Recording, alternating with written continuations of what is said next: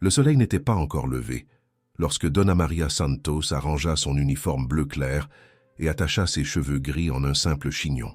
À 5 heures du matin, le petit appartement du quartier du 13e arrondissement de Paris restait silencieux. Elle se prépara un café fort, le but à petites gorgées en observant par la fenêtre les premiers signes d'éveil de la ville. 22 ans de travail comme femme de ménage au Palais de Cristal, l'un des plus luxueux immeubles de bureaux des Champs-Élysées, et Donna Maria conservait la même routine, le même engagement. « Maman, n'oublie pas ton médicament pour la tension. » La voix de Carlos, encore ensommeillé, s'éleva du couloir. À 35 ans, son fils était l'un des chirurgiens les plus respectés de l'hôpital de la Pitié-Salpêtrière, mais à la maison, il restait le même garçon, toujours inquiet. « Je l'ai déjà pris, mon fils. Retourne dormir, il est encore tôt pour toi. » Carlos sourit, s'approcha et embrassa le front de sa mère. « Toujours debout avant le chant du coq. Il faudra un jour que tu me racontes d'où tu tires tant d'énergie. »« Du même endroit que toi, où tu as puisé ton intelligence. » répondit-elle fière. La détermination des Santos, c'est de famille. Pendant ce temps, au 18e étage du même immeuble où Donna Maria faisait le ménage, Ricardo Mendes admirait la vue imprenable sur la ville à travers les baies vitrées de son duplex. À 42 ans, le PDG de RMTech, l'une des plus grandes entreprises technologiques du pays, savourait son café grand cru en passant en revue son programme mental. La réunion avec des investisseurs japonais serait le point culminant de la journée. Un accord de 100 millions d'euros qui le consoliderait comme l'un des hommes d'affaires les plus influents du secteur. Ricardo ajusta sa cravate italienne et vérifia son reflet dans le miroir. Impeccable comme toujours. Le costume sur mesure, la montre suisse, le parfum français. Chaque détail était soigneusement choisi pour transmettre puissance et sophistication. Il n'était pas arrivé au sommet en étant gentil. Sa devise avait toujours été claire pour tous ceux qui travaillaient avec lui. Les résultats d'abord, les gens après. Dans l'appartement d'Anna Beatriz Santos, dans le quartier du 8e arrondissement, la jeune avocate de 28 ans finissait de revoir les documents pour la réunion de l'après-midi. Diplômée avec mention de l'université Panthéon-Sorbonne et titulaire d'un master en droit des affaires, elle avait conquis en un temps record un poste au cabinet d'Albuquerque & Associés, le plus prestigieux de la capitale. Ce jour-là, elle serait présentée au client qui pourrait changer le cours de sa carrière, Ricardo Mendes. « Grand-mère, je passerai te voir ce week-end », dit Anna Béatrice au téléphone en rangeant les documents dans sa mallette en cuir. « J'ai une réunion importante aujourd'hui, mais je t'appelle plus tard. »« Ne t'en fais pas, ma belle. Concentre-toi sur ton travail. » répondit Donna Maria, déjà dans le bus bondé en direction des Champs-Élysées. « Ta grand-mère est forte comme un roc. » Au Palais de Cristal, à 7h30, Donna Maria commençait sa routine, poussant le chariot de produits de nettoyage dans les couloirs rutilants. Les talons hauts des cadres et les chaussures cirées des hommes d'affaires résonnaient déjà sur le marbre du hall. Pour la plupart d'entre eux, elle était invisible, juste une employée de plus parmi tant d'autres qui assuraient le bon fonctionnement du luxueux immeuble. « Bonjour, Donna Maria », salua le jeune agent de sécurité, Rodrigo. L'un des rares a toujours remarqué sa présence. « Bonjour, mon fils. Comment va ta maman ?»« Ça, elle va mieux, grâce aux plantes que vous m'avez conseillées. » Donna Maria sourit. Sa sagesse, acquise dans son enfance à la campagne, aidait souvent ceux qui prenaient la peine de lui parler. En nettoyant chaque étage, elle portait avec elle non seulement des produits et des balais, mais aussi des histoires, des conseils et une dignité que beaucoup de ceux qui passaient après d'elle, la regardant comme si elle était transparente, ne comprendraient jamais. À 9h45, Ricardo Mendes entra dans l'immeuble comme une tornade, parlant fort au téléphone en traversant le hall. « Je me fiche qu'ils aient reconsidéré. L'accord était pour aujourd'hui et il sera pour aujourd'hui. » Sa voix résonna, attirant plusieurs regards. « Si les Japonais veulent jouer au dur, on va leur montrer comment on joue au dur en France. » Il entra dans l'ascenseur exécutif, suivi par 2 de ses directeurs. Les portes étaient sur le point de se refermer quand une main les retint. C'était Luis Felipe Vasconcelos, le directeur financier de la société concurrente de Ricardo, Nexus System. Mendes, salua-t-il froidement. Vasconcelos, répondit Ricardo sur le même ton, alors que l'ascenseur commençait à monter. Au 3e étage, l'ascenseur s'arrêta et Donna Maria y entra, poussant son chariot de nettoyage. Elle sourit discrètement aux 4 cadres et se positionna dans un coin. essayant d'occuper le moins d'espace possible. Le téléphone de Ricardo sonna à nouveau. Mendes à l'appareil. Quoi? Comment ça, il se rétracte?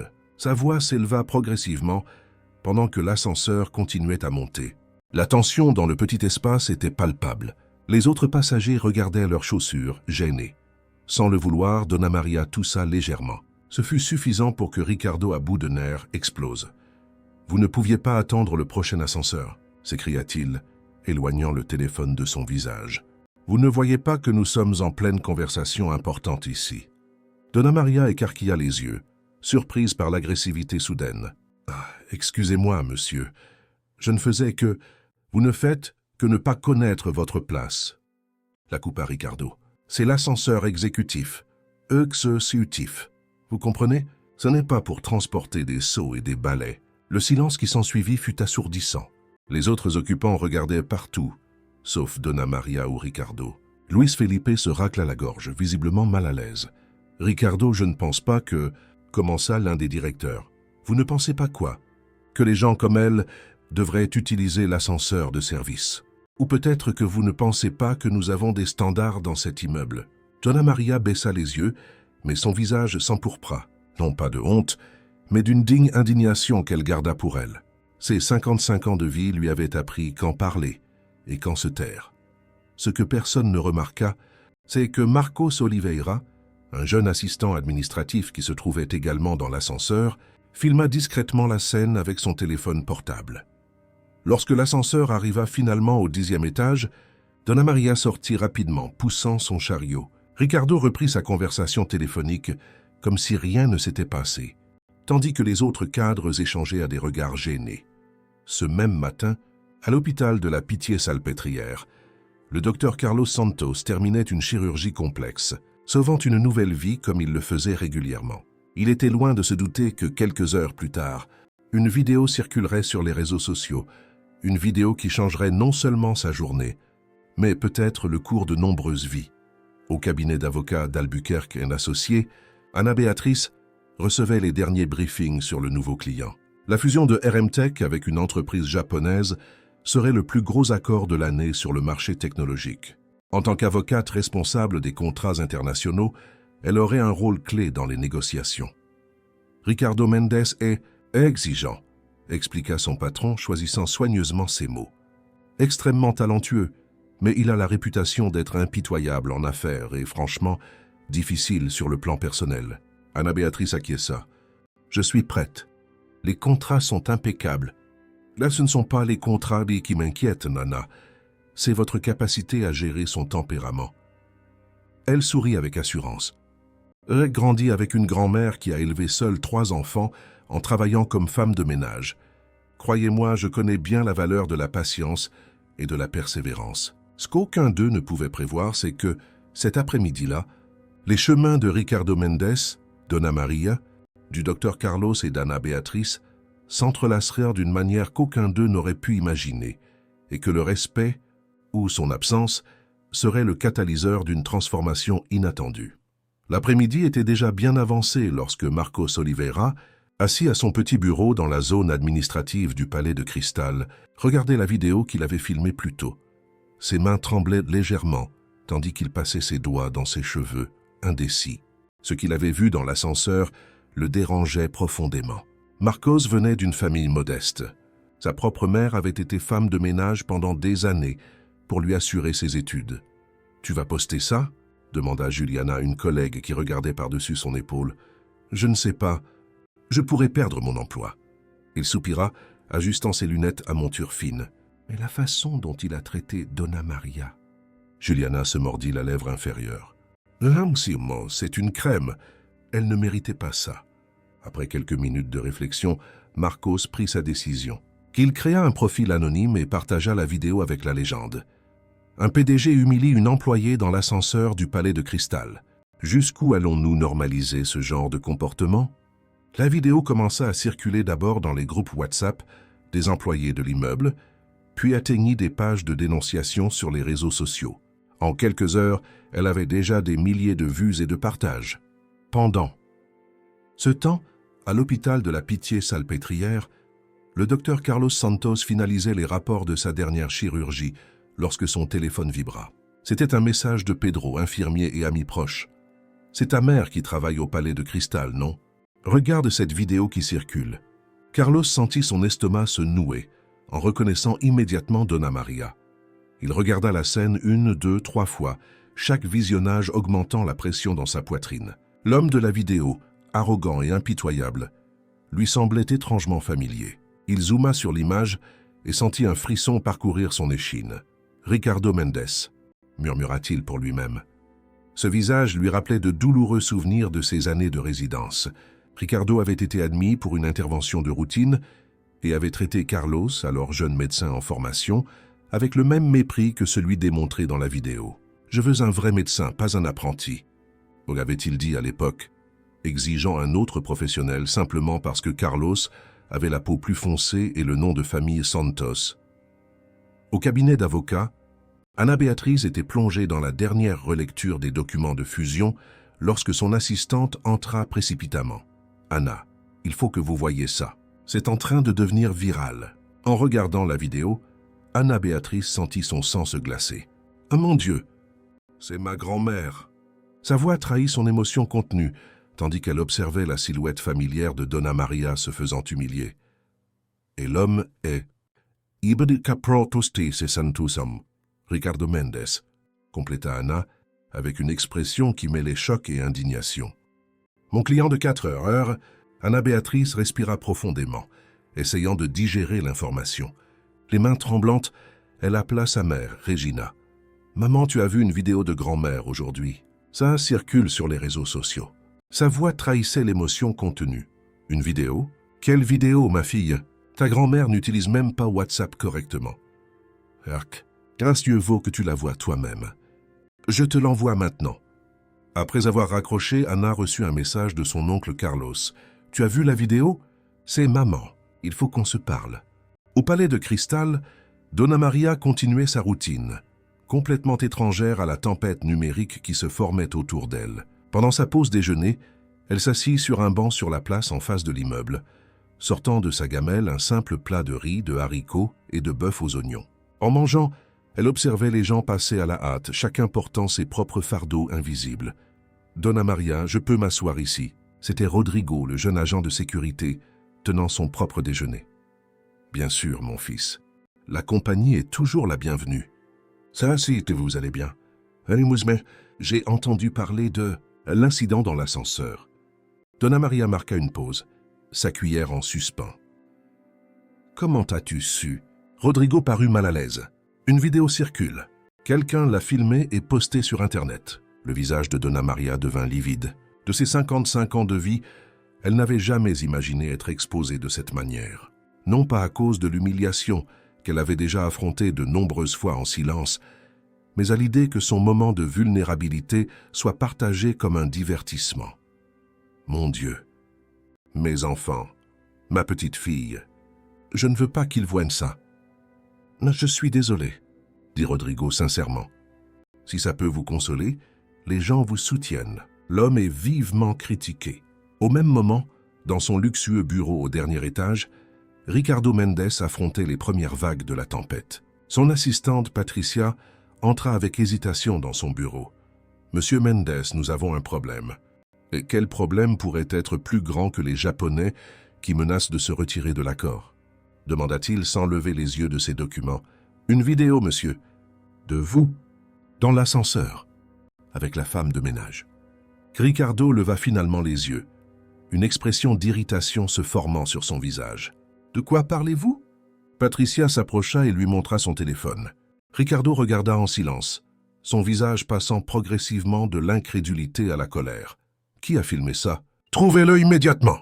Je veux que cette personne soit virée de cet immeuble aujourd'hui même. »« Monsieur, la vidéo a déjà plus de 100 000 vues. Elle est partagée sur toutes les plateformes.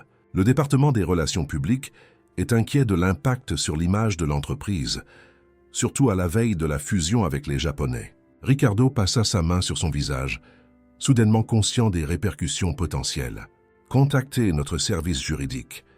Je veux que cette vidéo soit retirée de toutes les plateformes immédiatement. » Dans son cabinet, Carlos termina sa dernière consultation de la journée et retrouva Regina, sa sœur aînée, au café de l'hôpital. Son visage exprimait la même inquiétude qui le rongeait.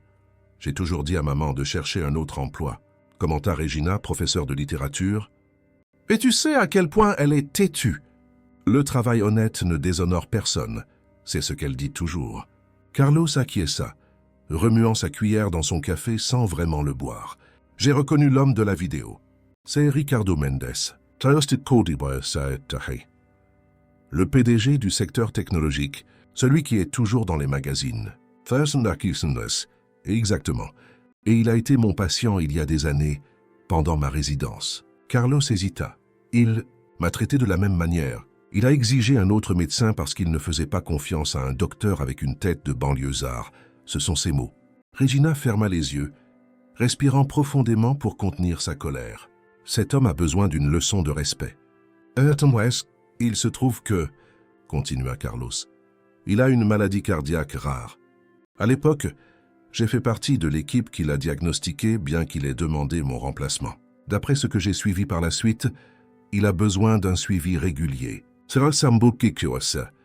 Et qu'est-ce que ça a à voir avec nous maintenant? Le téléphone de Carlos vibra avec un message d'Anna Béatrice. « Oncle, tu ne vas pas le croire. Ricardo Mendes est le client de la fusion que je représente. Réunion prévue cet après-midi. » Carlos regarda Regina, un éclat différent dans ses yeux. On dirait que le destin nous donne une occasion d'enseigner à cet homme quelque chose sur le respect et les conséquences. En fin d'après-midi, alors que le soleil commençait à se coucher sur Paris, 3 membres de la famille Santos étaient sur le point de se réunir pour discuter d'un plan qui changerait leur vie. Et peut-être celle de Ricardo Mendes également. Non pas par vengeance, mais par justice et dignité, des valeurs que Donna Maria leur avait toujours enseignées, même sans s'en rendre compte. Dans son petit appartement, Donna Maria préparait une tisane à la camomille, essayant de calmer ses nerfs après avoir découvert l'existence de la vidéo. Son téléphone ne cessait de sonner, avec des messages de soutien de collègues et de connaissances. Elle soupira profondément, imaginant comment elle expliquerait la situation à sa famille. Ce qu'elle ne savait pas, c'est que sa famille était déjà plus impliquée dans l'affaire qu'elle ne pouvait l'imaginer. Et Ricardo Mendes, dans son penthouse, contemplait la ville illuminée, sans se rendre compte que sa vie était sur le point de changer radicalement. Non pas par la main d'avocat ou la pression des réseaux sociaux, mais par la rencontre inattendue avec une famille qu'il avait sous-estimée simplement parce que sa matriarche portait un uniforme de femme de ménage. Le petit salon de l'appartement de Donna Maria était inhabituellement bondé ce soir-là. Carlos, Regina et Anna Béatrice étaient assis sur le canapé aux motifs fleuris. Un cadeau qu'ils avaient offert à leur mère pour Noël. L'arôme du café frais et du gâteau au maïs remplissait l'air, une tradition que Donna Maria maintenait chaque fois qu'elle réunissait ses enfants. « Je vais bien, mes amours. Ce n'était qu'un moment désagréable, » insista Donna Maria, servant du café dans des tasses dépareillées, chacune avec une histoire de quand ses enfants étaient de petits. « Ce n'est pas la première fois que quelqu'un me traite comme ça, et malheureusement, ce ne sera peut-être pas la dernière. » Anna Béatrice tint la main de sa grand-mère. La jeune avocate avait hérité des mêmes yeux déterminés que la matriarche de la famille. « Grand-mère, ce n'est pas juste !» Et le pire, c'est que cet homme, ce Ricardo Mendes, est justement le client que je vais représenter demain. « Le monde est petit », commenta Regina, ajustant ses lunettes à monture rouge. « Mais ce qui m'inquiète, c'est que la vidéo circule. L'exposition pourrait affecter maman au travail. » Carlos, qui était resté anormalement silencieux, prit finalement la parole. « Ce n'est pas une coïncidence. Cet homme, je le connais. » Toute l'attention se tourna vers lui. Carlos raconta sa rencontre passée avec Ricardo, il y a des années, lorsque le PDG l'avait manqué de respect pendant sa résidence. Il a une maladie appelée cardiomyopathie hypertrophique. Ce n'est pas immédiatement dangereux si elle est surveillée, mais elle nécessite un suivi régulier. Carlos marqua une pause, choisissant soigneusement ses prochains mots. Et maintenant, il est sur le point de faire affaire avec le cabinet d'Anna. Donna Maria regarda ses enfants avec un mélange de fierté et d'inquiétude. Les élever seuls après le départ prématuré de son mari avait été sa plus grande bataille et son plus grand triomphe. Les voir maintenant, des professionnels respectés, discutant de la manière de défendre son honneur, réchauffait son cœur mais l'inquiétait aussi. Qu'est-ce que vous prévoyez » demanda-t-elle finalement, connaissant trop bien les regards qu'ils échangeaient. « Je ne veux pas que vous fassiez quoi que ce soit qui compromette vos carrières ou vos principes à cause de moi. » Anna Béatrice se redressa sur le canapé, sa voix prenant la fermeté qu'elle utilisait souvent dans les tribunaux. « Il ne s'agit pas seulement de toi, grand-mère. Il s'agit de respect, de dignité humaine. Si cet homme traite une travailleuse comme ça publiquement, imaginez comment il se comporte avec ses employés quand personne ne filme. As de plus, ajouta Regina, en tant qu'éducatrice, je ne peux pas ignorer l'occasion d'une leçon aussi importante sur les conséquences. » Carlos acquiesça, ajoutant « Nous ne ferons rien d'antiéthique ou d'illégal. Nous allons simplement nous assurer que Ricardo Mendes comprenne l'impact de ses actions. » Le lendemain matin, alors que Paris s'éveillait sous un ciel nuageux, Ricardo Mendes affrontait une tempête aux proportions inattendues. Les actions de RMTech avaient chuté de 3% après que la vidéo soit devenue virale et son service de communication travaillait frénétiquement pour contrôler les dégâts. Les investisseurs japonais sont préoccupés par les retombées, a informa Gustavo Medeiros, son directeur des relations institutionnelles, lors de la réunion d'urgence matinale. Ils ont spécifiquement mentionné la vidéo et ont remis en question les valeurs de l'entreprise. Ricardo passa sa main dans ses cheveux impeccablement coiffés, un geste rare qui trahissait sa nervosité. « C'est ridicule. Nous parlons d'un accord de 100 millions à cause d'une femme de ménage ?» « Le monde a changé, Ricardo, » lui fit remarquer Gustavo. « La responsabilité sociale de l'entreprise n'est plus seulement un élément du rapport annuel. C'est une valeur essentielle pour les investisseurs, surtout les internationaux. » Patricia, son assistante, entra dans la salle de réunion avec une expression inquiète. « Monsieur Mendes, le docteur d'Albuquerque a appelé, qu'il a demandé à confirmer la réunion de 14 heures et a informé que l'avocate en charge de votre dossier serait maître Anna Béatrice Santos. »« Santos !» répéta Ricardo distraitement, trop préoccupé par la crise pour remarquer la coïncidence. « Peu importe, tant qu'elle est compétente. » À l'hôpital de la Pitié-Salpêtrière, Carlos révisait les dossiers de ses patients lorsqu'il reçut une notification dans le système interne. Ricardo Mendes était programmé pour une consultation de routine en cardiologie la semaine suivante. Normalement, ces cas seraient distribués entre les différents cardiologues de l'hôpital, mais Carlos y vit une opportunité. « Docteur Ribeiro » l'appela-t-il, s'approchant du chef de service. « J'ai remarqué que Ricardo Mendes est programmé pour la semaine prochaine. Je voudrais prendre en charge son dossier, si c'est possible. » Le docteur Ribeiro haussa les sourcils, surpris. « Je pensais que vous ne vous entendiez pas bien avec lui, après cet épisode pendant votre résidence. Fera-ce précisément pour cela ?» répondit Carlos avec un calme étudié. « Je crois que c'est l'occasion de faire preuve de professionnalisme, en dépassant les différences personnelles pour le bien du patient. » Le chef sourit impressionné. « C'est l'attitude que nous attendons de nos meilleurs médecins. » « Le cas est à vous. » Au palais de cristal, Donna Maria continuait sa routine, bien qu'elle perçoive des regards différents dirigés vers elle, certains de sympathie, d'autres de curiosité. Pendant sa pause déjeuner, elle fut surprise par Rodrigo, l'agent de sécurité, accompagné de plusieurs autres employés. « Donna Maria, » commença-t-il timidement, « nous voulions que vous sachiez que nous sommes tous avec vous. D'ailleurs, nous avons préparé ceci. » Il lui tendit une enveloppe. À l'intérieur se trouvait une carte signée par des dizaines d'employés, exprimant leur soutien et leur admiration. Donna Maria sentit ses yeux s'embuer. « Vous ne pouvez pas imaginer ce que ça représente pour moi, » dit-elle, la voix nouée. « Vous avez toujours eu un mot gentil pour chacun de nous, » commenta l'une des réceptionnistes. « Maintenant, c'est à notre tour de vous rendre l'appareil. » Au cabinet d'Albuquerque & Associés, Anna Béatrice finalisait sa préparation pour la réunion avec Ricardo Mendes. Elle avait passé la nuit à étudier non seulement les contrats de fusion, mais aussi tout l'historique public du PDG, ses interviews, ses procès prud'homaux, ses pratiques commerciales. « Tout va bien, Anna ?» demanda le docteur d'Albuquerque, notant son expression concentrée. « Vous avez l'air plus intense que d'habitude. »« Tout va parfaitement bien, » répondit-elle avec un sourire professionnel. « Je m'assure simplement que nous soyons totalement préparés à représenter correctement M. Mendes. » À 14 heures précises, la réceptionniste annonça l'arrivée de Ricardo Mendes.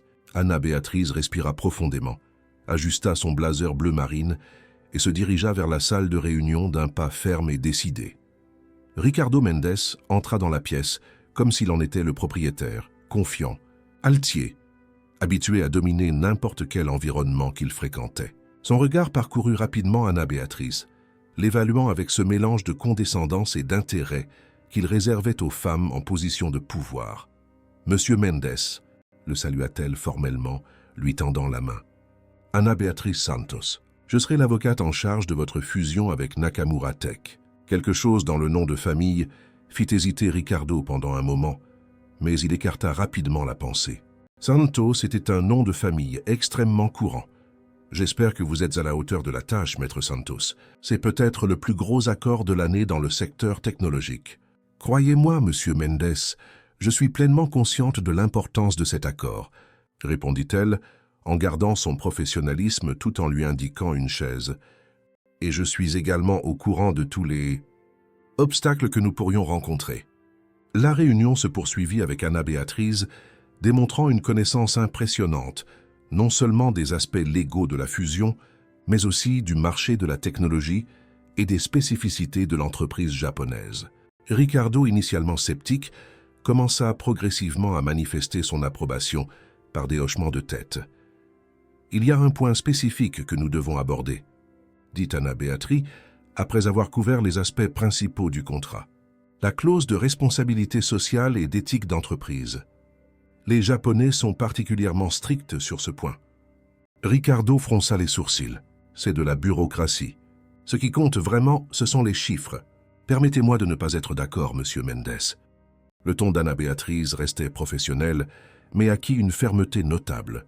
Dans le contexte actuel, la réputation est un actif aussi précieux que n'importe quel brevet ou technologie, et la réputation de RMTech, je dois dire, fait face à quelques défis en ce moment. Ricardo se raidit visiblement. Si vous faites allusion à cette vidéo ridicule, nous nous en occupons déjà. C'était un moment isolé exploité hors de contexte. Anna Béatrice fixa son regard dans celui de Ricardo. Un moment isolé qui reflète des valeurs. Et les valeurs, monsieur Mendes, sont précisément ce que les investisseurs japonais sont en train d'évaluer. Pendant que la réunion continuait, de l'autre côté de la ville, Donna Maria reçut un appel inattendu du service des ressources humaines du Palais de Cristal. « Madame Santos, nous aimerions vous rencontrer demain, si possible.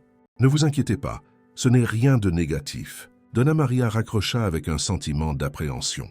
Dans son expérience, être convoquée à une réunion n'était que rarement rien de négatif. Elle soupira, se préparant à ce qui pourrait être un défi de plus dans une vie qui en était déjà pleine. Ce que Donna Maria n'imaginait pas, c'est qu'à ce moment précis, ses enfants et sa petite-fille tissaient chacun à sa manière un réseau de circonstances qui allait bientôt envelopper Ricardo Mendes, non pas dans une toile de vengeance, mais dans un processus élaboré de prise de conscience sur le respect, la dignité et les connexions inattendues qui unissent toutes les personnes, indépendamment de leur position sociale ou économique. À la fin de cette journée, alors que les lumières de Paris commençaient à ponctuer la nuit, 4 vies suivaient leurs chemins apparemment séparés, mais déjà inexorablement connectés par le destin et par des choix qui révéleraient bientôt leurs conséquences. La salle d'attente de la cardiologie de l'hôpital de la Pitié-Salpêtrière maintenait ce silence caractéristique des environnements médicaux, un mélange d'asepsie et d'appréhension. Ricardo Mendes consulta sa montre pour la 3e fois en 5 minutes. Il détestait attendre. En tant que PDG de l'une des plus grandes entreprises technologiques du pays, il était habitué à ce que le monde s'ajuste à son emploi du temps, et non l'inverse. « Monsieur Mendes » appela l'infirmière Luisa. « Le docteur Santos va vous recevoir maintenant. » Ricardo se leva, ajustant instinctivement sa cravate en soie italienne. Même pour une consultation médicale, il se présentait impeccablement habillé, un costume sur mesure qui coûtait plus cher que le salaire mensuel de la plupart des professionnels qui l'accueilleraient. En entrant dans le cabinet, il ressentit un léger malaise en reconnaissant le médecin. Il y avait quelque chose de familier dans ce visage, mais il n'arrivait pas à se souvenir quoi. Carlos Santos garda une expression neutre et professionnelle, tendant la main pour le saluer. « Monsieur Mendes, je suis le docteur Carlos Santos. Je serai votre cardiologue à partir d'aujourd'hui. » Ricardo serra la main du médecin avec une légère hésitation. « On se connaît ? » « Oui. »« House ?» répondit Carlos calmement. « J'ai fait partie de l'équipe qui vous a soigné il y a quelques années, pendant ma résidence. » Un éclair de reconnaissance traversa les yeux de Ricardo, suivi d'une brève gêne, qu'il dissimula rapidement. « Ah, oui, bien sûr. D'après votre historique, je vois que vous avez manqué quelques examens de contrôle programmés. » Continua Carlos, déjà en mode entièrement professionnel. « Et d'après les symptômes que vous avez signalés au téléphone, je pense que nous devons faire quelques examens dès aujourd'hui. » Pendant ce temps, au cabinet d'avocats d'Albuquerque & Associés, Anna Béatrice se préparait pour une vidéoconférence avec les avocats de l'entreprise japonaise Nakamura Tech. Son téléphone vibra avec un message de Carlos. « Il est là, il n'a pas l'air bien. Les examens sont en cours. » Anna respira profondément, essayant de rester concentrée professionnellement. La réunion avec les Japonais était cruciale pour la progression de la fusion, mais ses pensées se divisaient entre ses responsabilités professionnelles et le drame familial qui se déroulait en parallèle. Maître Santos. Appela son assistante. Les représentants de Nakamura sont en ligne. D'un signe de tête professionnel, Anna entra dans la salle de vidéoconférence, où le docteur d'Albuquerque l'attendait déjà. Les écrans montraient 3 cadres japonais au visage sérieux, accompagnés de leurs avocats. « Ohayo gozaimasu » salua Anna en japonais parfait, surprenant positivement les participants. Sa mère Regina, professeure de littérature comparée, avait insisté pour que tout le monde dans la famille apprenne au moins les bases d'une deuxième langue. Anna avait pris cette leçon au sérieux, devenant polyglotte en anglais, en espagnol et en japonais, des compétences qui se révélaient maintenant précieuses dans sa carrière. La réunion se poursuivit avec des discussions techniques sur les clauses contractuelles, jusqu'à ce qu'Hiroshi Nakamura, le PDG de l'entreprise japonaise, aborde le sujet que tout le monde savait être inévitable. « Avant de continuer, dit-il en anglais formel, nous devons aborder la question de la situation récente impliquant M. Mendes. Dans la culture japonaise, le respect est fondamental. Le comportement démontré dans cette vidéo est préoccupant. » Anna Béatrice garda son sang-froid professionnel, bien qu'elle sentît son cœur s'accélérer. « Nous comprenons parfaitement vos préoccupations, Monsieur Nakamura. Monsieur Mendes reconnaît la gravité de l'incident et prend des mesures concrètes pour y remédier. » « Quelles sont ces mesures ?» demanda Nakamura son ton poli mais ferme. « Tout d'abord une excuse formelle à l'employé en question, qui aura lieu dès aujourd'hui. » répondit Anna. De plus, la mise en œuvre immédiate d'un programme d'entreprise de diversité et de respect et une réévaluation complète des politiques de ressources humaines de RMTech. Ce qu'Anna ne mentionna pas, c'est que l'employé en question était sa propre grand-mère, ou que son oncle était le médecin soignant Ricardo à ce moment précis. Certaines connexions devaient encore rester cachées, du moins pour l'instant. De retour à l'hôpital, Ricardo était allongé sur la table froide du laboratoire d'examen cardiologique, sa poitrine nue pendant que Carlos appliquait le gel pour l'échocardiogramme. La vulnérabilité de la situation le mettait profondément mal à l'aise, être à moitié nu, dépendant, sous le contrôle d'une autre personne. « Essayez de vous détendre », lui ordonna Carlos, déplaçant le transducteur sur la poitrine de l'homme d'affaires. Des respirations profondes et lentes. Sur l'écran à côté, les images du cœur de Ricardo palpitaient dans des tons de gris et de bleu. Carlos observait attentivement, son expression devenant progressivement plus sérieuse. « Depuis combien de temps exactement ressentez-vous ces douleurs thoraciques, Monsieur Mendes ?» Ricardo hésita. « Quelques semaines, peut-être 1 mois ou 2. » Carlos acquiesça sans quitter l'écran des yeux. « Et les épisodes d'essoufflement, ils ont aussi commencé à cette époque ?»« Oui, » admit Ricardo, ressentant une pointe d'inquiétude face au sérieux du médecin. « Grave ?» Carlos termina l'examen avant de répondre, essuyant le gel de la poitrine de Ricardo avec une serviette en papier. « Votre état a évolué depuis les derniers examens. Il y a un épaississement significatif du muscle cardiaque et quelques signes d'obstruction qui n'étaient pas présents auparavant. »« Qu'est-ce que ça veut dire concrètement ?» demanda Ricardo remettant sa chemise. « Ça veut dire que vous devez prendre votre état plus au sérieux, » répondit Carlos fermement. « Les médicaments que je vais vous prescrire doivent être pris rigoureusement. Et plus important encore, vous devez réduire considérablement votre niveau de stress. » Ricardo laissa échapper un rire court et sec. « Réduire le stress en pleine fusion internationale et crise de relations publiques ?» Ce n'est pas vraiment une option, docteur. Carlos le regarda directement, avec un sérieux qui finit par percer l'armure d'arrogance de l'homme d'affaires. « Monsieur Mendes, je ne vous le suggère pas, je vous le prescris. Votre cardiomyopathie hypertrophique progresse vers un stade qui peut entraîner des arythmies graves, voire une insuffisance cardiaque si elle n'est pas traitée correctement. » Un lourd silence s'installa entre eux. Pour la première fois depuis longtemps, Ricardo ressentit quelque chose qu'il éprouvait rarement. La peur. « Combien de temps me reste-t-il » demanda-t-il finalement, sa voix perdant son assurance habituelle. « Nous ne parlons pas d'un diagnostic terminal », expliqua Carlos. « Avec un traitement adéquat et des changements de mode de vie, vous pouvez vivre de nombreuses années de qualité. Mais si vous continuez à ce rythme, en ignorant les signaux que votre corps vous envoie, je ne peux pas vous garantir le même pronostic. » Au Palais de Cristal, Donna Maria travaillait son dernier jour en tant que femme de ménage, avant de prendre ses nouvelles fonctions de superviseur.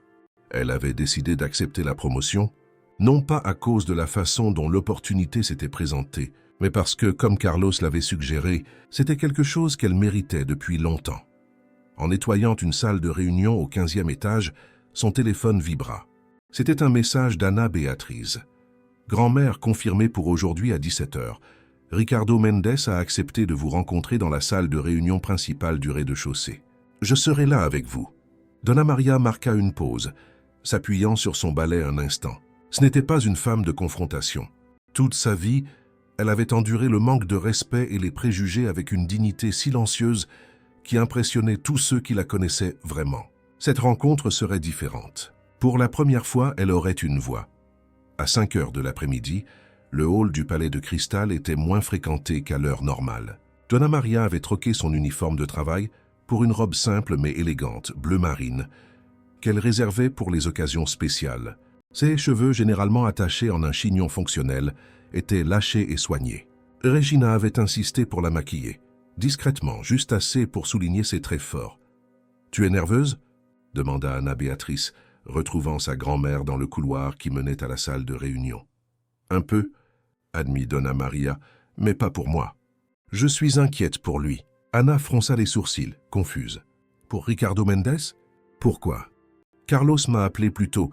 Il m'a parlé des résultats de ses examens. » Donna Maria marqua une pause, son regard exprimant une compassion sincère. « Cet homme est malade, Anna, pas seulement du cœur. » Anna Béatrice ne cessait jamais d'être surprise par la capacité de sa grand-mère à voir au-delà des apparences, à trouver de la compassion là où d'autres ne verraient que des raisons de ressentiment. Dans la salle de réunion, Ricardo Mendes attendait, consultant nerveusement sa montre. La rencontre avec le docteur Santos plus tôt dans la journée avait ébranlé son assurance habituelle. Les mots du médecin résonnaient dans son esprit.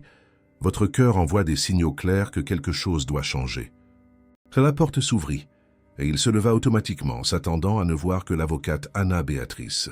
Lorsque Donna Maria entra juste derrière elle, Ricardo ressentit une vague de reconnaissance et de gêne. Sans son uniforme de ménage en tenue de ville, elle semblait différente, mais ses yeux, ces mêmes yeux qu'il avait regardés avec dignité dans l'ascenseur, étaient indéniables. « Monsieur Mendes », commença Anna Béatrice formellement, « voici Maria Santos, l'employée de l'incident dans l'ascenseur. »« Ainsi, Madame Santos », la salua Ricardo, lui tendant la main avec hésitation. « Je vous remercie d'avoir accepté cette rencontre. » Donna Maria serra sa main avec une fermeté surprenante. « Merci de l'invitation, Monsieur Mendes. » Les trois s'assirent, et un silence momentané plana sur la salle. Ricardo se racla la gorge, visiblement mal à l'aise. « Mademoiselle Santos, je voudrais vous exprimer mes sincères excuses pour mon comportement. C'était impardonnable, et je comprendrai parfaitement si vous ne pouvez pas accepter mes excuses. » Donna Maria l'étudia un instant avant de répondre. « Monsieur Mendes, je travaille dans cet immeuble depuis plus de 20 ans. Pendant tout ce temps, j'ai nettoyé les bureaux de centaines de cadres comme vous. Certains m'ont traité avec respect. La plupart n'ont même pas remarqué mon existence, et certains n'ont agi comme vous ce jour-là dans l'ascenseur. » Ricardo baissa les yeux, la honte se lisant sur son visage habituellement confiant. « Mais aujourd'hui, je ne suis pas ici, seulement en tant que femme de ménage. » Continua Donna Maria. « Je suis ici en tant que mère et grand-mère, et je pense qu'il est temps de faire les présentations comme il se doit. » Elle regarda Anna Béatrice qui acquiesça doucement. « Monsieur Mendes, voici ma petite fille, Anna Béatrice Santos, et le docteur Carlos Santos, qui vous a soigné aujourd'hui, est mon fils. » Le choc sur le visage de Ricardo était presque comique, ses yeux écarquillés se déplaçant rapidement entre les deux femmes, cherchant et trouvant les similitudes qu'il n'avait pas remarquées auparavant. Sa bouche s'entr'ouvrit légèrement, mais aucun son n'en sortit. « Nous ne révélons pas cela pour vous embarrasser davantage », expliqua Anna Béatrice, gardant son ton professionnel.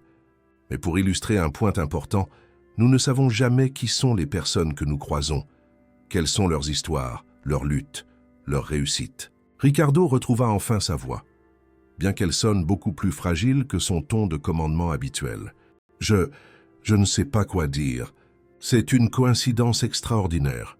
Peut-être pas une coïncidence. » Elle suggéra Donna Maria avec un léger sourire.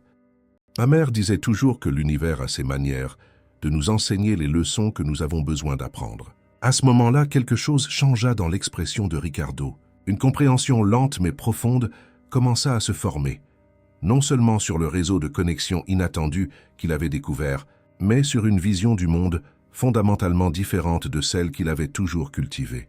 « Votre fils, le docteur Santos, il m'a donné de mauvaises nouvelles aujourd'hui. » admit Ricardo, se surprenant de sa propre vulnérabilité.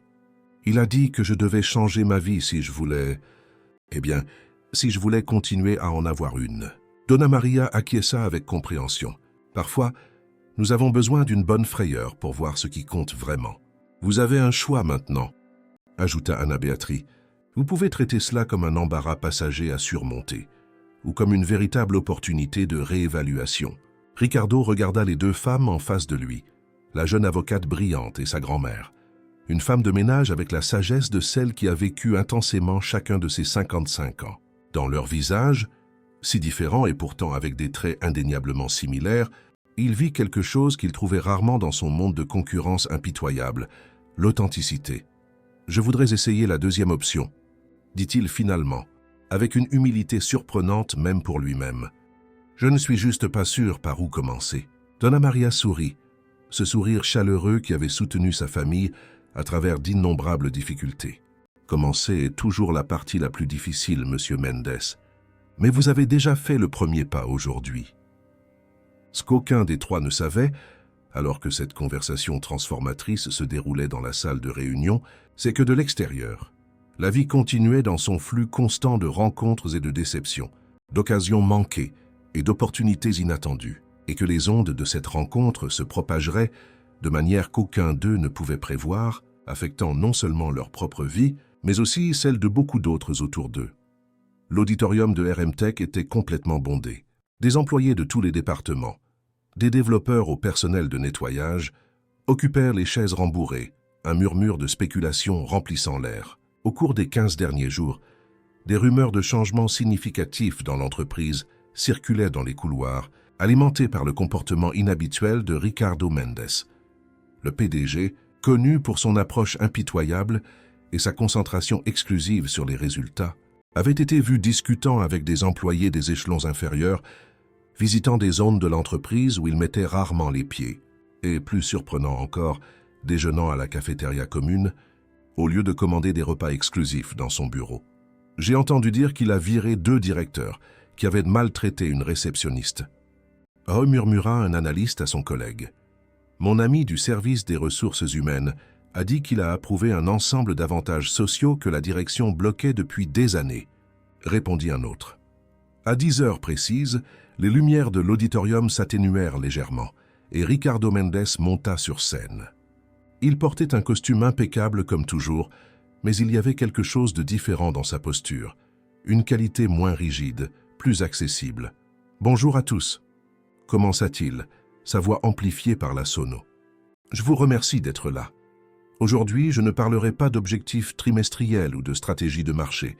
Aujourd'hui, je veux parler de quelque chose de plus fondamental, les valeurs. » Un silence surpris s'empara de l'auditorium. En 7 ans en tant que PDG, Ricardo n'avait jamais commencé une réunion générale sur un tel thème. Il y a 3 semaines, j'ai été le protagoniste d'un épisode regrettable que beaucoup d'entre vous ont probablement vu en ligne. Il fit une pause, respirant profondément. J'ai traité une travailleuse avec manque de respect et arrogance, comme si son travail était moins digne que le mien, comme si elle était moins importante en tant qu'être humain. Les employés échangèrent des regards stupéfaits. Personne ne s'attendait à une admission aussi directe. Ce que je n'ai dit à personne jusqu'à présent, c'est que cet incident a entraîné une série d'événements qui ont fondamentalement changé ma perspective, sur les affaires, sur le leadership et sur la vie. Ricardo ajusta le microphone, sortant clairement de sa zone de confort. J'ai découvert par des coïncidences extraordinaires que cette employée, Donna Maria Santos, est la mère de mon cardiologue actuel et la grand-mère de l'avocate qui gère notre fusion internationale. Des murmures surpris parcoururent l'auditorium. Mais le plus important n'a pas été cette révélation en soi, mais ce que j'ai appris sur la dignité, le respect et les connexions humaines. Il marqua une pause significative. Et j'ai aussi reçu un diagnostic médical qui m'a fait réévaluer mes priorités. Ricardo présenta ensuite une série de changements structurels chez RMTech. La mise en œuvre immédiate de politiques de diversité et d'inclusion. La révision complète de la grille salariale pour réduire l'écart entre les salaires les plus élevés et les plus bas. La création d'un programme de bien-être et d'équilibre entre vie professionnelle et vie privée. Et la plus surprenante de toutes, l'inclusion de 2 représentants d'employés au conseil d'administration, avec droit de vote sur les décisions stratégiques. Certains diront que je suis devenu fou, que je démolis l'éthique qui a construit cette entreprise, continua-t-il. Mais je crois profondément que nous ne faisons que corriger le cap. Une entreprise n'est pas seulement ses bénéfices ou sa technologie. C'est fondamentalement les personnes qui la composent, toutes, de la direction à l'équipe d'entretien. Au fond de l'auditorium, discrètement positionné près de la sortie, se trouvaient Donna Maria, Carlos, Regina et Anna Béatrice, invités spéciaux de Ricardo pour ce moment transformateur. Donna Maria observait avec un sourire serein, reconnaissant l'authenticité dans les mots de l'homme qui, quelques semaines plus tôt, l'avait traitée comme si elle était invisible. « Pour conclure, dit Ricardo, je voudrais inviter une invitée spéciale sur scène. » Il regarda vers le fond de l'auditorium. « Donna Maria Santos, nous feriez-vous cet honneur ?» Un murmure parcourut la foule, tandis que tout le monde se tournait pour voir la femme qui marchait lentement dans l'allée centrale. Vêtue simplement, mais avec une dignité impressionnante, Donna Maria s'avança jusqu'à la scène, où Ricardo tendit la main pour l'aider à monter les marches. « Voici Donna Maria », la présenta-t-il. La femme qui, sans le vouloir, est devenue mon professeur le plus important au cours des dernières années. Aujourd'hui, elle n'est pas ici en tant que femme de ménage, mais en tant que conseillère spéciale pour notre nouveau programme de dignité au travail. Des applaudissements spontanés éclatèrent dans l'auditorium, augmentant en intensité jusqu'à se transformer en ovation debout. Donna Maria, visiblement émue, salua discrètement, gardant la même humilité qui l'avait toujours caractérisée, même face à cette démonstration de reconnaissance. Après la réunion dans une salle de conférence privée, Ricardo rencontra la famille Santos et les principaux dirigeants de RMTech.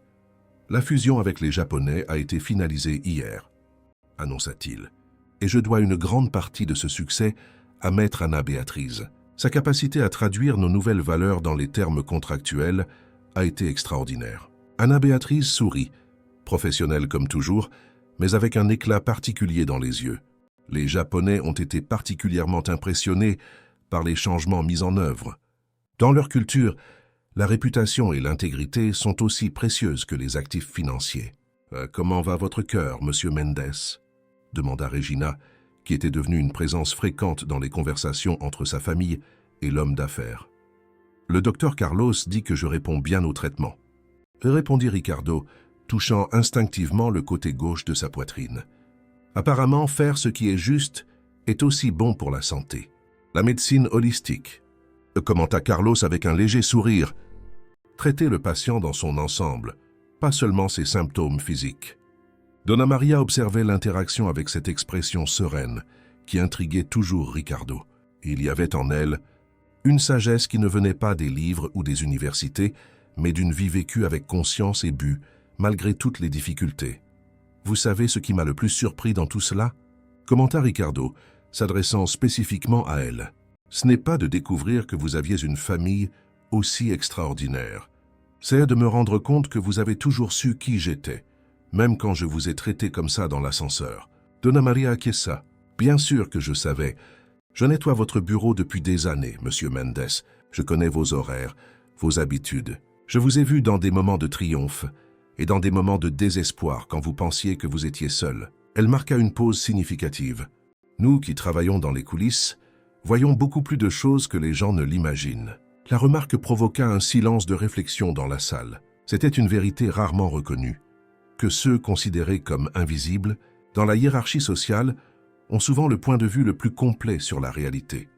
Dans les semaines qui suivirent, les changements chez RM Tech ne passèrent pas inaperçus sur le marché. Initialement, il y eut du scepticisme parmi les investisseurs traditionnels, inquiets que la nouvelle approche puisse affecter négativement les résultats. Étonnamment, ce fut le contraire. La productivité augmenta, le turnover des employés diminua drastiquement, et l'entreprise commença à attirer des talents qui préféraient auparavant des environnements moins compétitifs. La presse spécialisée, qui avait auparavant largement diffusé la vidéo du PDG tyrannique, publiait maintenant des articles analysant la transformation de RM Tech sous des titres tels que La révolution silencieuse, chez le nouveau capitalisme, le profit avec un but. Pour Donna Maria, la vie avait également changé, mais de manière plus subtile. Sa promotion au poste de superviseur au Palais de Cristal avait apporté de nouveaux défis et responsabilités, qu'elle affrontait avec la même détermination que toujours. Le dimanche, la famille continuait à se réunir dans son petit appartement pour des déjeuners qui incluaient désormais occasionnellement la présence de Ricardo, non plus comme le puissant PDG, mais comme un ami en plein apprentissage. L'un de ces dimanches après-midi, alors que tout le monde discutait joyeusement dans le salon, après le déjeuner, Pedro, le plus jeune petit-fils qui commençait ses études d'ingénierie, fit une observation qui captura l'essence de tout ce qu'ils avaient vécu ces derniers mois. « Grand-mère, je pensais, Monsieur Mendes a construit un empire technologique. Oncle Carlos sauve des vies à l'hôpital. Tante Anna négocie des contrats de plusieurs millions. Et maman forme les esprits des futurs dirigeants à l'université. Mais finalement, c'est toi, avec ton travail simple de nettoyage, qui a fini par tous les transformer. » Donna Maria sourit, ses yeux brillants de ce mélange unique d'humilité et de sagesse. « Ce n'est pas moi, mon fils. C'est la rencontre de nous tous, chacun avec son histoire, son but, son humanité. » De l'autre côté du salon, Ricardo observait la scène, se sentant à la fois étranger et parfaitement à l'aise dans cet environnement si différent des cercles qu'il avait l'habitude de fréquenter. Son téléphone vibra. Un autre courriel de travail auquel, quelques semaines auparavant, il aurait répondu immédiatement. Maintenant, il se contenta de mettre l'appareil en mode silencieux, choisissant de rester présent dans l'instant. Son cœur, tant le physique que le métaphorique, semblait plus léger, plus fort. Le docteur Carlos avait expliqué les avantages médicaux de la réduction du stress et de la transformation du mode de vie, mais il se passait quelque chose de plus, quelque chose qu'aucun examen médical ne pouvait complètement capturer. Ricardo apprenait, progressivement et parfois douloureusement, que le vrai succès ne pouvait être mesuré uniquement en chiffres ou en réalisation professionnelle, que le respect n'était pas une stratégie de réseautage, mais un principe fondamental de l'existence humaine, et que parfois les plus grandes leçons viennent des sources les plus inattendues, comme une femme de ménage de 55 ans qui, sans un mot de reproche, lui avait enseigné plus sur le leadership que tous ses MBA et cours pour dirigeants. Alors que l'après-midi avançait et que la conversation coulait naturellement entre sujets quotidiens et réflexions profondes, une certitude silencieuse planait sur toutes les personnes présentes. Certaines humiliations, paradoxalement, peuvent être le début d'un chemin de rédemption. Et certaines rencontres, apparemment fortuites, peuvent être précisément ce dont nous avons besoin pour retrouver notre propre humanité. 1 an s'était écoulé depuis ce jour fatidique dans l'ascenseur. Le printemps parisien peignait la ville de couleurs vives, adoucissant temporairement le paysage gris des immeubles et de l'asphalte. Dans le hall du Palais de Cristal, une cérémonie modeste mais significative était en cours. C'est avec une grande fierté que nous inaugurons aujourd'hui le centre de développement professionnel Maria Santos, annonça Renato Nogueira, le directeur administratif de l'immeuble, sous les applaudissements enthousiastes des personnes présentes. Une plaque dorée fut dévoilée à l'entrée de ce qui était auparavant une zone de stockage au sous-sol, maintenant transformé en un espace lumineux et accueillant. Le centre offrirait des cours de perfectionnement professionnel aux employés d'entretien et de nettoyage, non seulement du Palais de Cristal, mais de l'ensemble du réseau de propriétés géré par la même entreprise. Donna Maria, rayonnante dans un ensemble bleu turquoise choisi spécialement pour l'occasion, coupa le ruban inaugural avec des mains légèrement tremblantes d'émotion. À 56 ans, elle gardait la même dignité sereine qui l'avait toujours caractérisée, maintenant renforcée par une confiance renouvelée en sa propre valeur. « Je n'aurais jamais imaginé voir mon nom sur une plaque. » Ah, commenta-t-elle, marchant parmi les personnes après la cérémonie, recevant des câlins et des félicitations.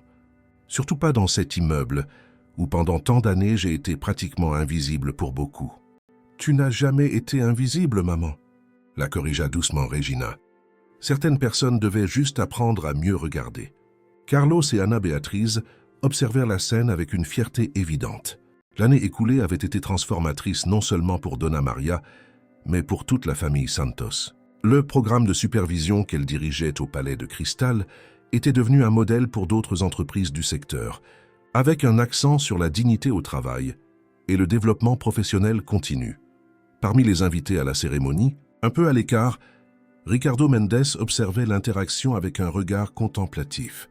La transformation de son apparence était subtile, mais significative. Moins de tension dans les traits de son visage. Un sourire plus facile et une posture qui, bien que toujours confiante, manquait de l'ancienne rigidité presque militarisée.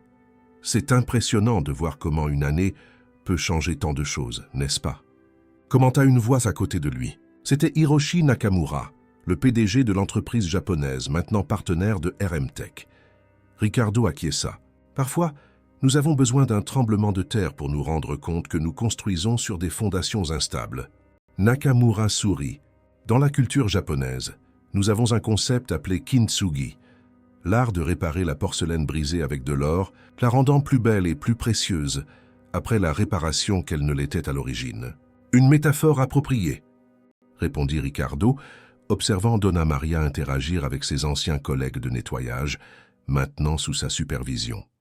Bien que je dirais que ce n'est pas moi qui ai réparé quelque chose de cassé, ce sont eux qui m'ont réparé.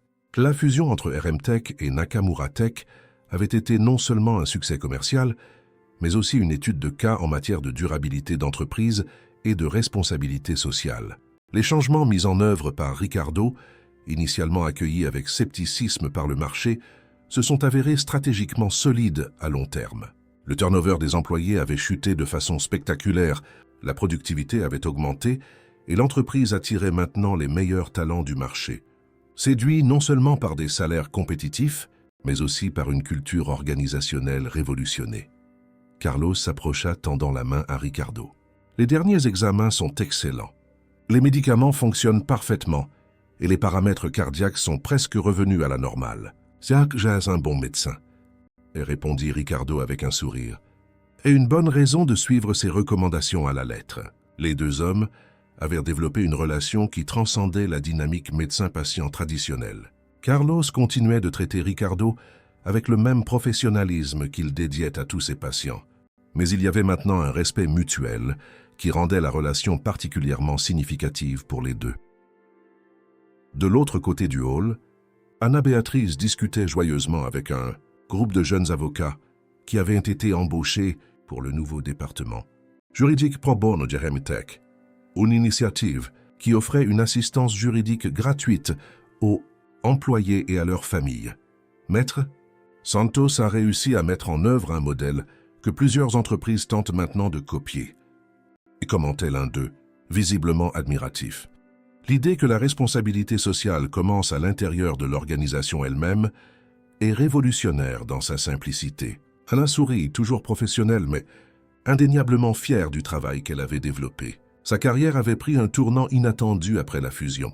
Au lieu de se limiter exclusivement aux contrats d'entreprise, elle partageait maintenant son temps entre le cabinet d'Albuquerque et la coordination du département juridique social de RM Tech, un arrangement inhabituel, mais qui lui permettait d'équilibrer ambition professionnelle et objectifs personnels.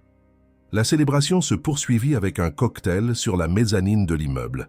Dans un moment de relative accalmie, Ricardo retrouva Donna Maria observant la ville à travers les larges baies vitrées. « 1 € pour vos pensées, dit-il, s'arrêtant à ses côtés.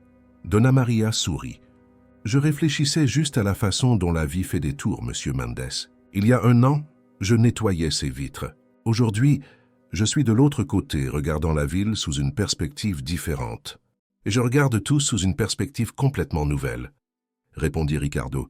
« Grâce à vous et à votre famille. »« Ce n'est pas notre mérite, » objecta-t-elle doucement. « C'est votre mérite d'avoir reconnu qu'il y avait une autre façon de voir le monde. » Ricardo contempla la ville quelques instants avant de répondre. « Vous savez ce qui m'impressionne le plus chez vous, Donna Maria?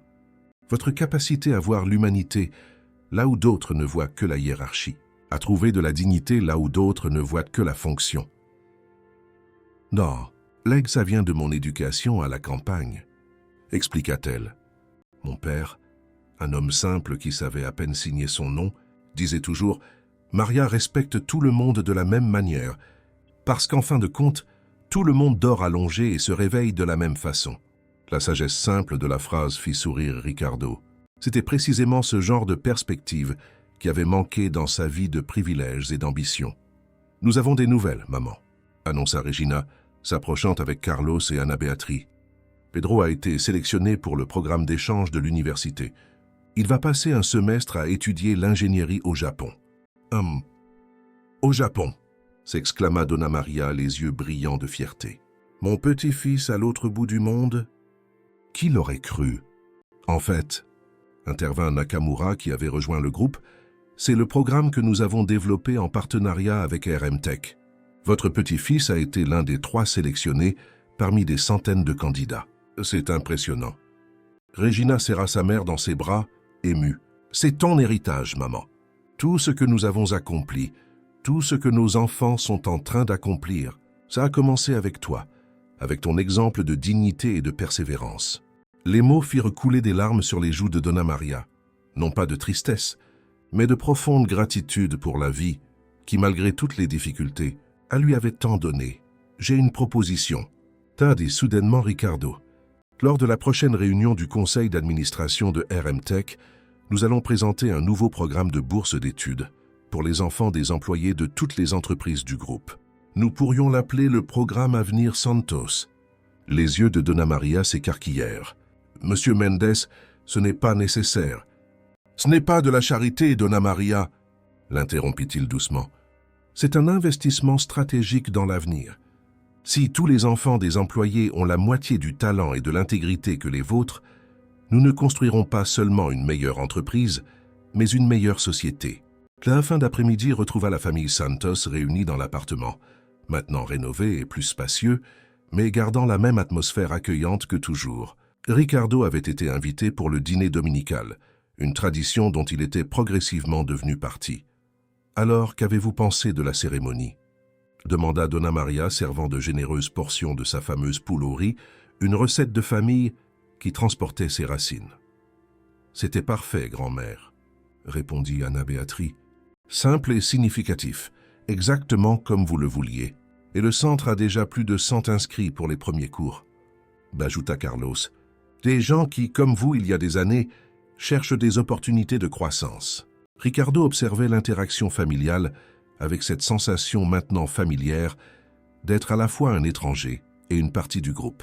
En 1 an, il avait appris plus sur les connexions humaines authentiques avec cette famille que dans toute sa vie précédente. « J'ai quelque chose à partager avec vous, » dit-il, lorsqu'il y eut une pause naturelle dans la conversation.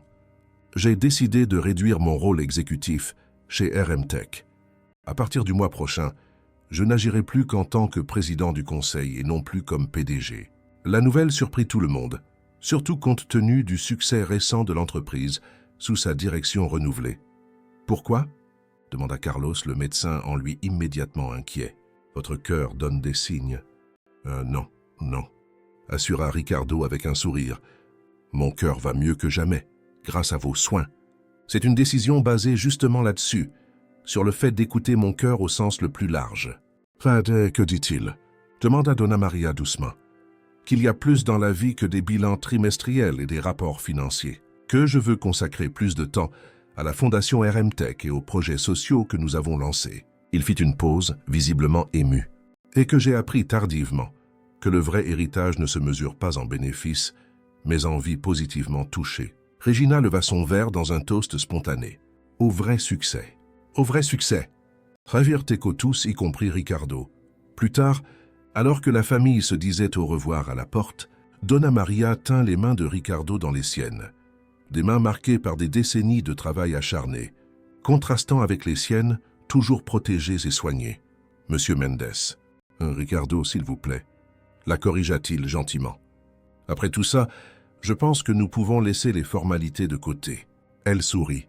« Ricardo, alors, je voulais juste vous dire que je suis fier de vous, non pas pour l'empire que vous avez construit, mais pour l'humilité que vous avez montrée en reconnaissant qu'il y avait quelque chose à apprendre d'une simple femme de ménage. » Les mots, simples mais profonds, touchèrent Ricardo d'une manière qu'aucune éloge professionnelle n'avait jamais réussi.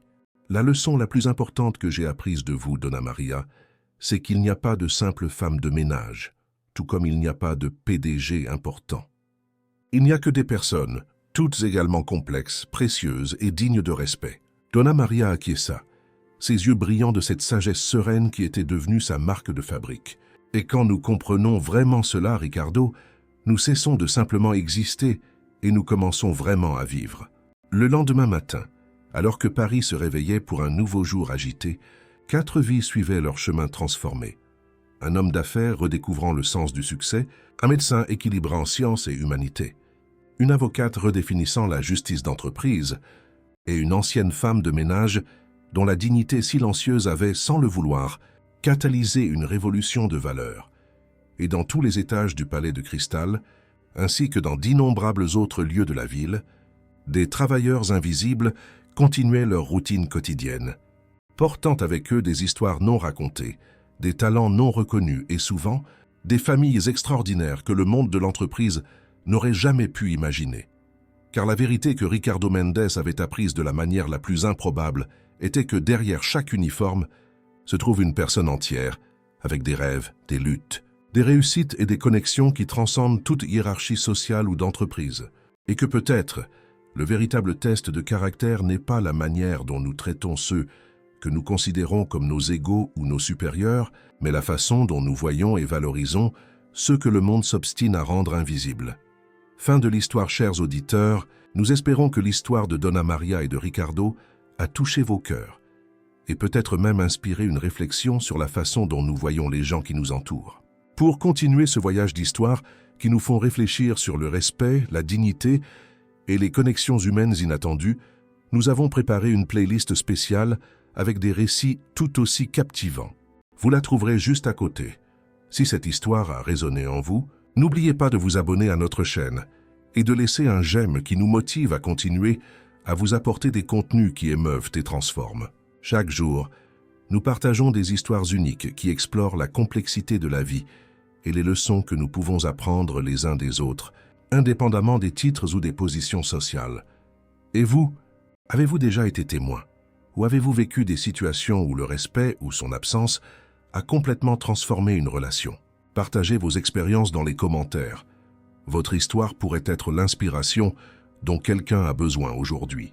Nous sommes impatients de toutes les lire et de continuer cette conversation si importante.